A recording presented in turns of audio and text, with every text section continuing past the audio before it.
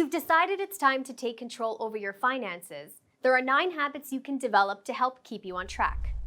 Number 9, follow good examples. These might be people who aren't biased about money management, people who run a YouTube channel or a blog who can provide you with ideas that you may not have considered before. Of course, make sure you take this information in with a critical eye. If it seems too easy or too good to be true, it could be that they're selling something and you may want to research further. Number 8, there may be other ways you can bring in funds outside of the money you make from your job. You could, of course, get a second job or start a side business, but this isn't always doable with other time commitments. So think about creating passive income instead. This is when you make additional money without being actively involved in anything beyond the initial setup, like buying a property to rent out. Another way you may achieve this is if you invest. Investing in dividend or interest-paying investments could bring a steady stream of income into your account. If you want to learn more about generating income from investments, check out our detailed lessons in the Learning Center. Number 7, beware of sales and discounts. Buying things on sale is a great way to manage your budget, but there are a couple things to consider first. Seeing something on sale creates a sense of urgency. We must get it now. But the discount might be too good to be true. Plus, sales can usually be found all year round, not just during Boxing Week or a summer clearance. So don't let the fear of missing out get to you. And ask yourself, were you going to buy that item if it wasn't on sale? Impulse buys like this, however small, can add up over time. In fact, if you train yourself to always buy non-essential items just because they're on sale, it could blow up your budget. Which brings us to number 6, buy with intent.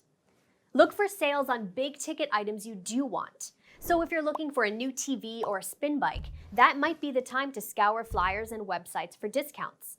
And if you shop regularly at a store, check to see if they have a rewards program that offers cashback or savings. Creating a shopping list is another good way to stick to your intentions. If you do this, you can make it a habit to never buy anything that's not on your list when you're at a store or shopping online. Next, number 5, build a safety net or an emergency fund. This is money you put aside in an account and won't touch unless you really need it, like if you suddenly have to make emergency repairs for your home or car. You can slowly create this fund with every check you earn.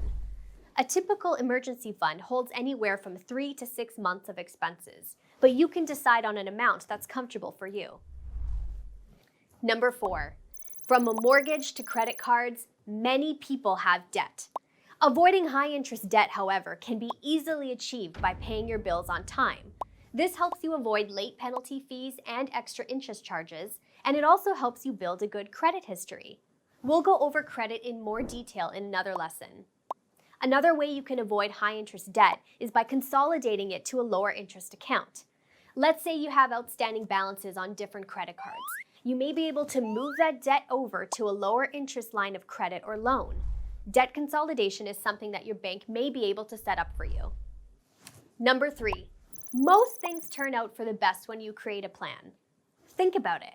If you wanted to get into shape, you wouldn't randomly try a few different things here and there throughout the month and expect to see results.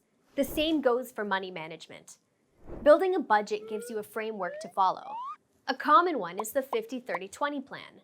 This is where you spend 50% of your income on what you need, like your mortgage or rent and utility bills, 30% on what you want, like a gym membership, and the remaining 20% is what you would put into savings. But remember, it's not a one-size-fits-all strategy. Find a plan and approach that works for your income, lifestyle, and goals. We'll get into budgeting a little more too in another lesson.